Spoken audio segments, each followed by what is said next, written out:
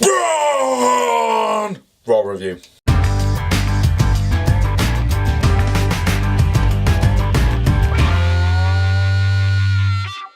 Welcome to Smack Talk Wrestling Reviews. I'm your host, Boyser, and let's go on with the show. So pretty much, we started off with Kurt Angle in the middle of the ring with some of the Raw roster outside, and him apologising yet motivating the team, saying, look guys, I allowed Shane in, I thought he was my friend, he used our friendship against me to put Raw under siege, and I promise we'll get him back, we'll get SmackDown back for what they did to us. And before you can really get the promo started, it was a solid promo. Again, Kurt Angle, well, you know, years of experience, you expect him to cut great promos. The Nightmare comes back, Stephanie McMahon, and before she even gets in the ring, Michael Cole, fantastic again, Michael, decides that this is the first time that we've seen Stephanie since WrestleMania. Well, no, I've actually got a picture right here. We know that she was at the Mae Young Classic a few months back, and she was there at SmackDown Live, so it's not the first time we've seen her since WrestleMania. And she was playing Stephanie McMahon, the character, because she came out, she gave Kevin Owens that look, she went over to Vince. So this isn't the first time we've seen the character Stephanie McMahon. And she comes in and she does her really bad version of Vince. You know, welcome to Monday Night Raw. Then, you know, he always gets a pop anyway, but it's such a bad... I think mine's better than her impression of her own father. Then you think, oh, she's gonna big up, she's gonna motivate him to beat Raw. Last year she did cut a fantastic promo for Survivor Series. And no, she instead of doing that, she literally confronts her general manager Kurt Angle and says it's all your fault. SmackDown took us out last week, and you're gonna sort it out. And if you don't sort it out, you're fired. And she makes Kurt Angle captain of Team Raw. For me personally, fantastic choice. Fantastic choice. I'm happy with this. Slowly building Kurt back into the ring. I like it. You got Stephanie, who's Stephanie. Did not miss her, even though she did say, did you guys miss me? No, not 1 second. Kurt Angle has been a blessing as general manager since your absence, and I swear to God, please don't just turn him back into a superstar and get another general manager, because I don't think I can cope with Commissioner Stephanie McMahon at every Raw show, because it is awful. And what does she do? Before she leaves, she bigs up her own brother. Fantastic, the guy who's in charge of a team you're fighting against at Survivor Series. She literally tried to make him sound like a weasel and stuff like that. Didn't work. She absolutely sold Shane O'Mac, and the crowd love Shane O'Mac. So her saying all this stuff as an absolute uber heel just makes Shane O'Mac look more of a babyface.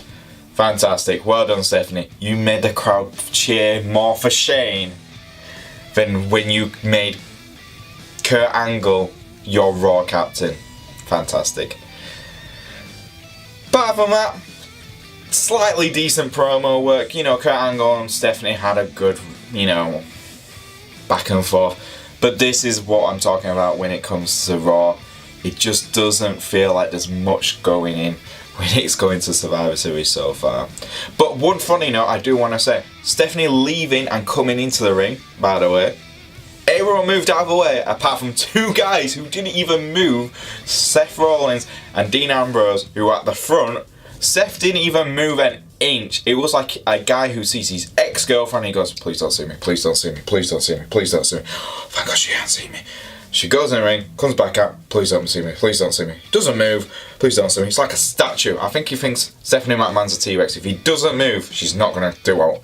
And then she walks straight past him. So, kudos to that. I like that little... It's no words between them, but you can tell they still don't like each other. So, that was great. Then we had our first match of the night, which was Bayley take on Alicia Fox. Well, meant to be Alicia Fox, but we got a massive up when it was Nia Jax who walks out. The crowd went mental straight away. It was a big pop for Nia. Fantastic.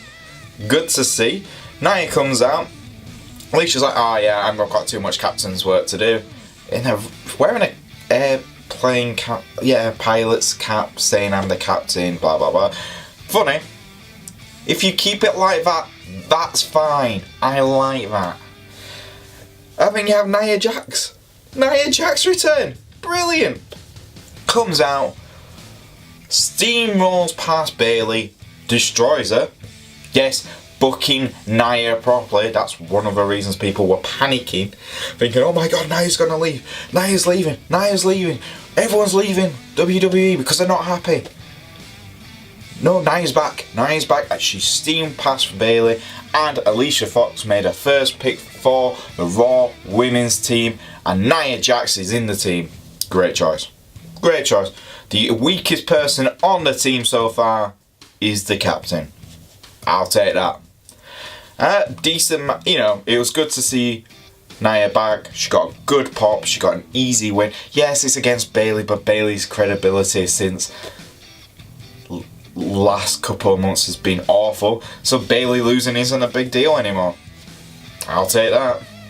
And just before the fans thought, oh brilliant, we can have a little bit of a break, Nia Jax is walking up the ramp, and who comes out? Another return! Samoa Joe! And the crowd go even bigger pop! If you think Nia's pop was quite impressive, Samoa Joe's was fantastic. The crowd were just chanting, Joe, Joe, Joe, Joe, Joe.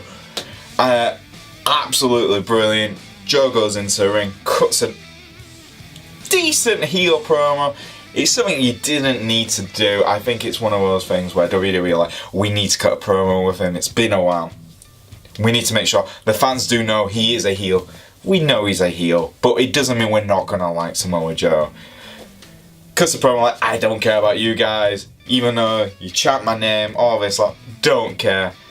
When I was away, I didn't care about the messages of getting well or anything. Very, very similar to the Seth Rollins return, promo he did when he came back from his injury. And he took on Apollo Crews for his first match back. Quite a decent match. Again, you want to build up Joe, make him feel impressive, and he was.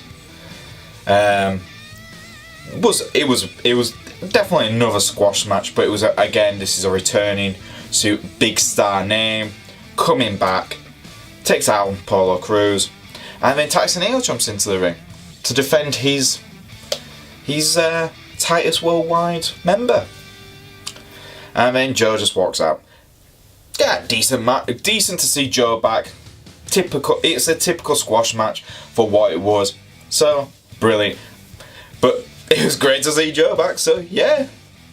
Now a lot of the Raw episode was focusing on returns, and someone who was like a main pinnacle point for the whole show, who was a very focused character for Monday Night Raw, was The Miz.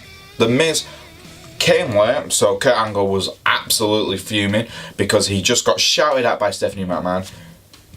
Miz turns up after Stephanie leaves, and Kurt's like, where have you been? He goes, I'm fashionable tonight. He goes, right, well you're going to have a match tonight, and it's going to be against. And he's like, what? And it's going to be for your Intercontinental Championship. And he's like, well, who's it against? He goes, well, if you turned up on time, you would know. And then he storms off. Sounds like an angry person. And you're like, oh, I don't really want to be around Kurt Angle when he's really angry. He scares me. And then you have the match itself. Miz comes out with a Miztourage. Bo Dallas gets a big pop as well when people see him come out of a limo when him and Miz and Curtis Axel turn up. So that was it was a nice little pop. It wasn't anything too special like the Samoa Joe pop or the Nia Jax pop, but it was a nice pop anyway. For him. And then we get to the match later on, and then we got The Miz take on Matt Hardy. It was, the minute I saw it was Matt Hardy, I was like, yeah, The Miz has won this, but it's going to be a good match. And again, this is a good match. We've seen Jeff take on The Miz, very good match. And now we've seen Matt take on The Miz, very good match. I hope this just shows WWE Matt Hardy can do singles. Yes, we all know that Jeff was the bigger name when he was at WWE the last few times, but Matt built up his name and he is a good wrestler. He's been a decent, solid wrestler for years, and this is the great time to show it off. And he had a great match against The Miz.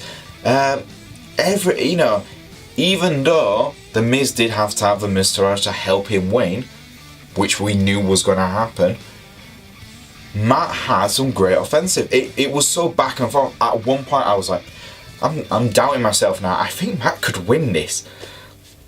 But no, The Miz does get the win. But absolute credit to Matt Hardy. Work rate, fantastic.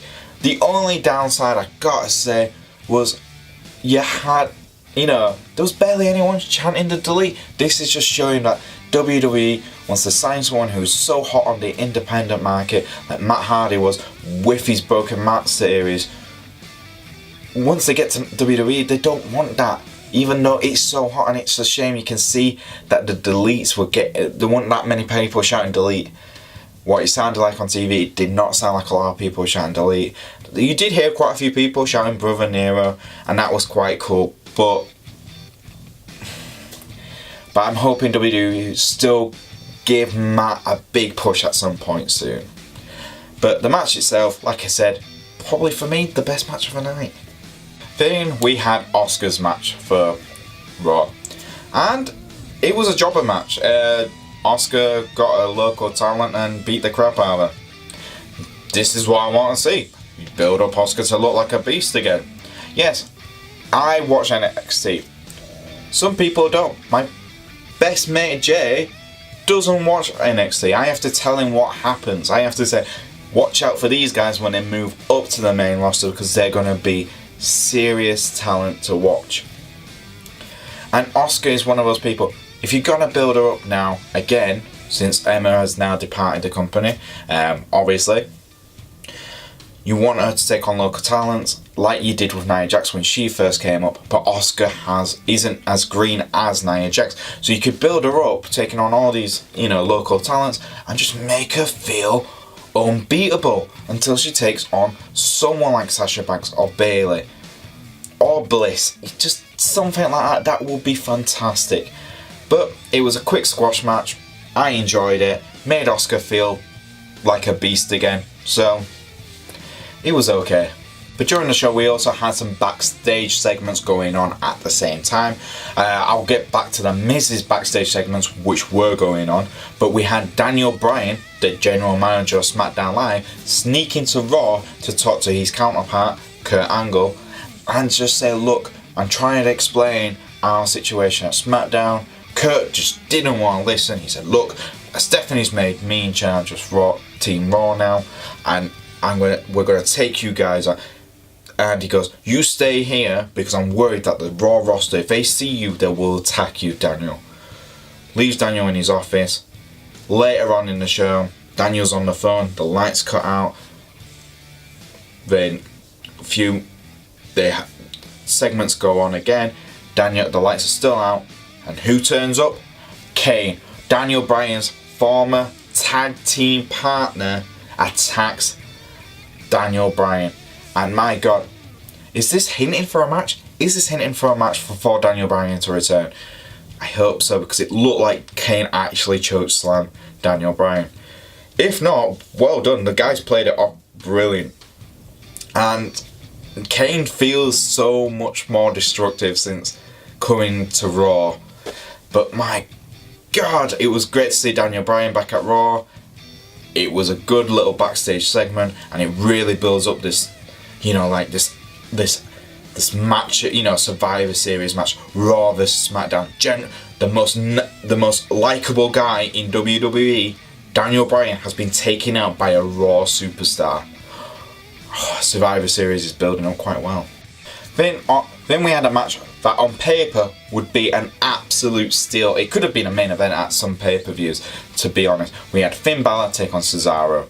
Now, these guys are two of the best technical wrestlers WWE have to offer, and it just didn't live up. I think it's because there was nothing on the line. It wasn't a place for Survivor Series. There was nothing. It just felt very empty. It was like, wow, this is a very good match, but what are they fighting for? They're fighting because they need to have a fight? Oh, okay, that makes no sense. You know, for me, some of the best matches have a little bit of a story. You need to have a story, and if you don't have a story, you can't really invest that much. Yes, was it a good match? Absolutely. But no content to it. I was just like, oh, this is really good, but it's meaningless. It's a meaningless fight for Finn Balor and for Cesaro. I thought Cesaro and Sheamus were feuding with Dean Ambrose and Seth Rollins. Again, makes no sense. But Finn gets the win, so again, this is yo-yoing Finn's momentum. He wins, he loses, he wins. Okay, it's kind of up and down. Next week I expect him to lose, or be DQ'd or something, because I have no idea what they're doing with Finn Balor. And this didn't help either guys. I mean, Finn was up on the top of the ramp celebrating his win, because obviously he got chased off by Sheamus, because he was at the ring helping his tag team partner, which was great because obviously being a tag team they get to do some more heelish, you know, cheating with having two guys around, you know, having an extra guy around the ring. Finn tries to get away, and Kane comes out after their match, and Tombstone's Finn Balor at the top. Obviously they had a match last week where Kane destroyed Finn Balor. This week we had Kane just come out, tombstone him for no reason, and walks down. And I was like, oh, okay.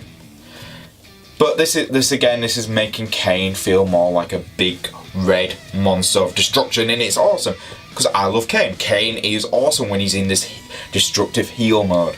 I have not seen this kind of Kane since back in the early 2000s when he took his mask off and he went all psycho. This is kind of like what it was back then, and I like it. This is cool.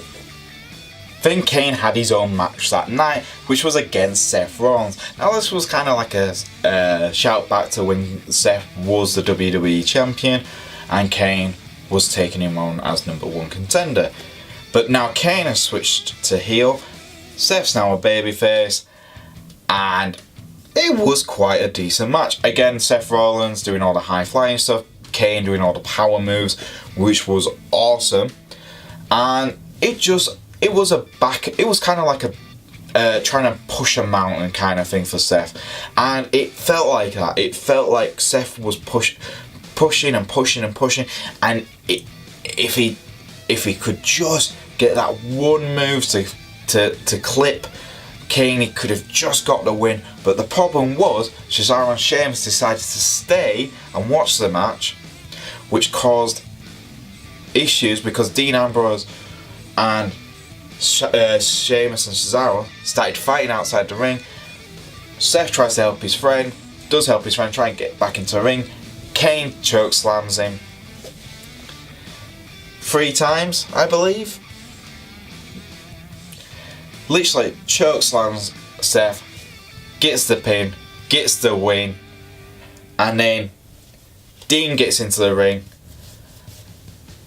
Dirty deeds. Kane's out, looks like he's out, and like Sheamus and Cesaro are backing off at this point. Dean's making sure Seth's alright, and then Kane gets back up. Seth goes to attack him. Dean goes out to attack him. Cesaro and Sheamus take out Dean. Tombstone, Vinny tombstones Seth Rollins. But my god, again, Kane looks like an absolute monster right now.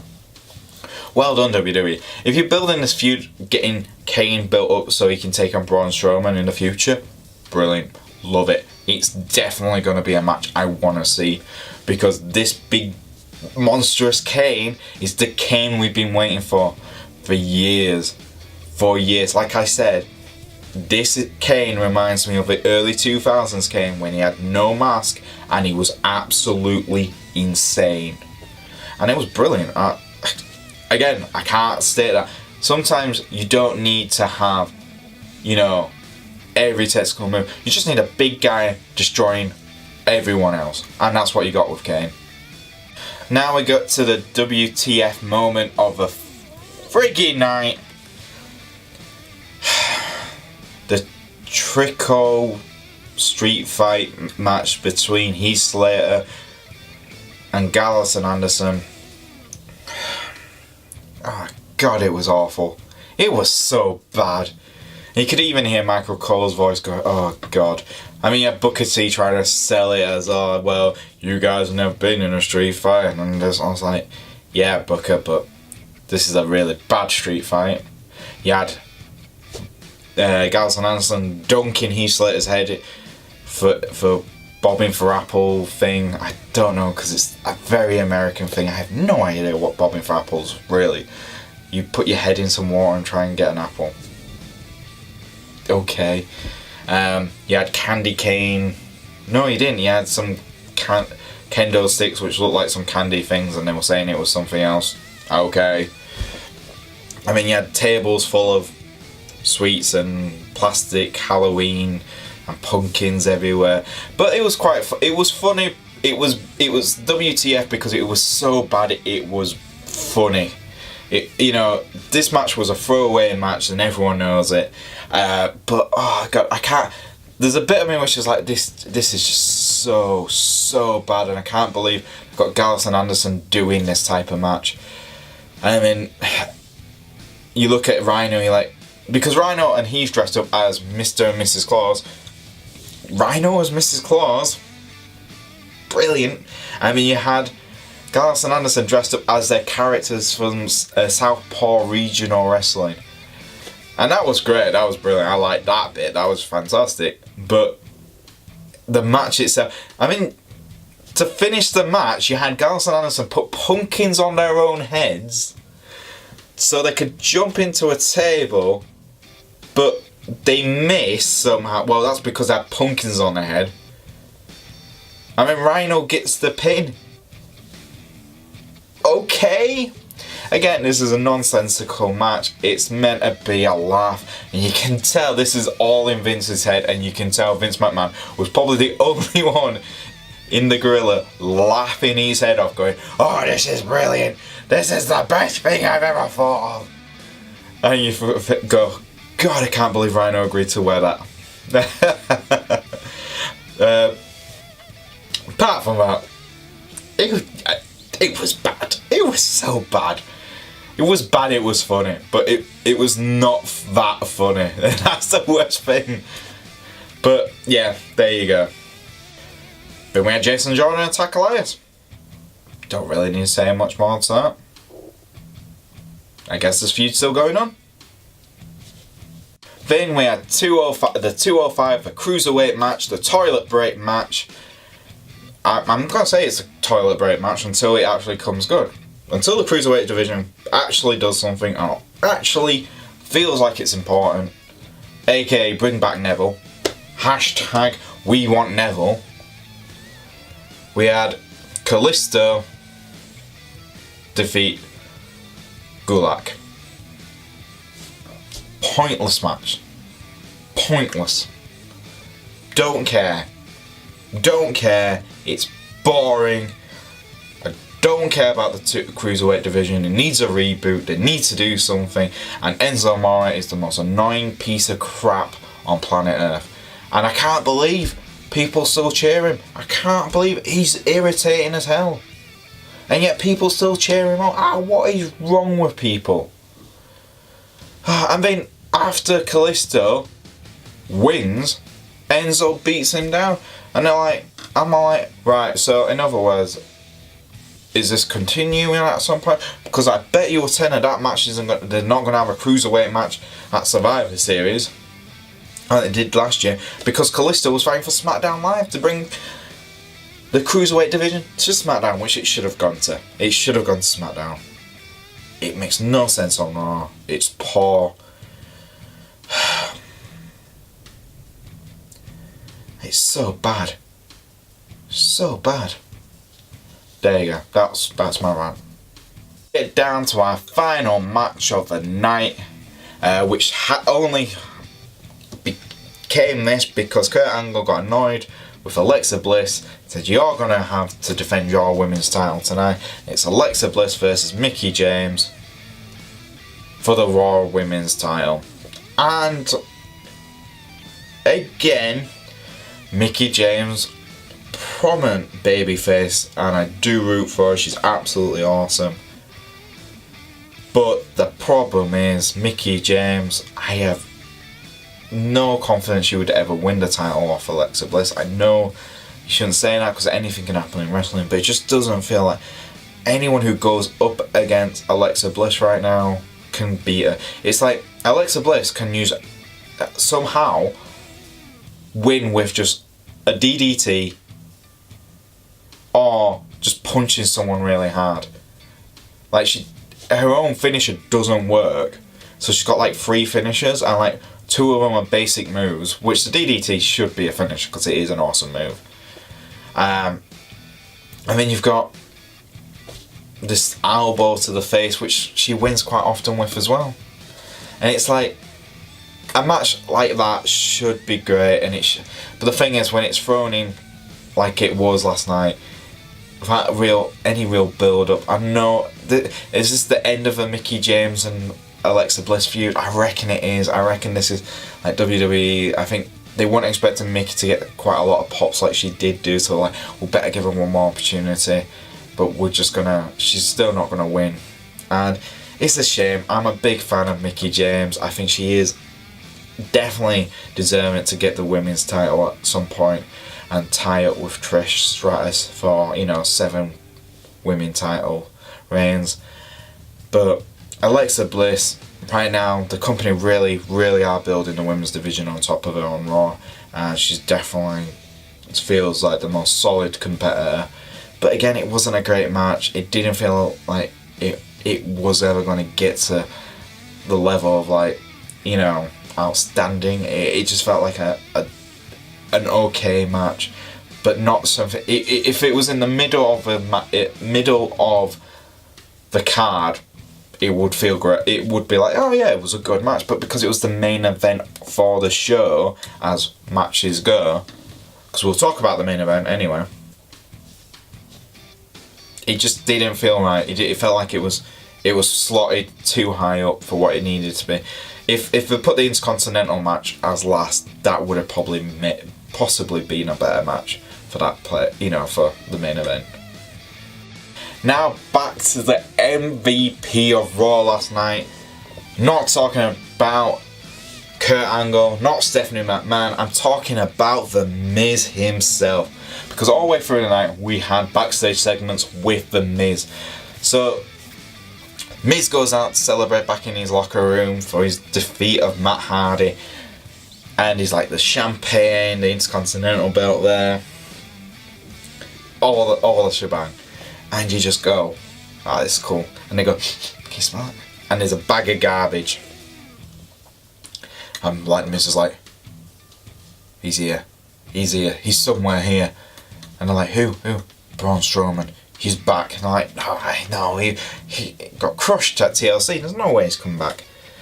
So the Miz goes off looking for his teammates from TLC. Kane, Cesaro and Sheamus. And they all pretty much got the same message. Nothing to worry about. He's like, oh, thank God. And he's like, I'm glad I got you guys as my team. Like, no, you're by yourself, mate. And they all leave him. That was brilliant. Again, The Miz absolutely this was different segments. The Cesaro and Sheamus one was really funny, but the Kane one was brilliant by itself. And then they're trying to leave, and Kurt Angle's like, you came late and you want to leave early? Don't think so. You're staying till the very last match. So last match ends. You see Miz,